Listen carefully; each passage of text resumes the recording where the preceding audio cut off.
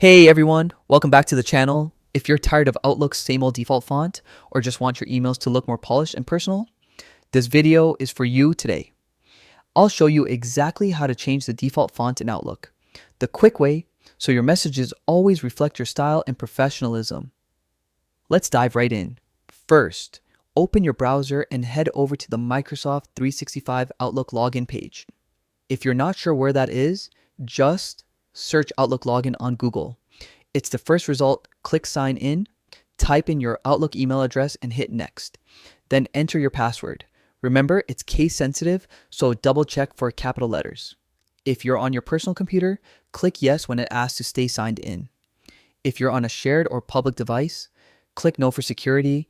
Once you're logged in, you'll land right on your Outlook dashboard. Now, let's make that font change. Click the settings gear icon in the top right corner, then select view all Outlook settings at the bottom. Next, go to Mail, then Compose and Reply. Here, you'll see your email format settings, and this is where the magic happens. Under Message Format, you can choose your font style, size, and color. For a modern, professional look, I recommend something like Aptos. It's clean, readable, and perfect for business emails. Once you've made your choices, scroll down and hit Save. From now on, every new email you compose will use your customized font automatically. Just keep in mind, this only affects your outgoing emails. The fonts of messages you receive still depend on the sender's settings, but customizing your Outlook font adds a personal touch, improves your readability, and makes your messages stand out in a professional way.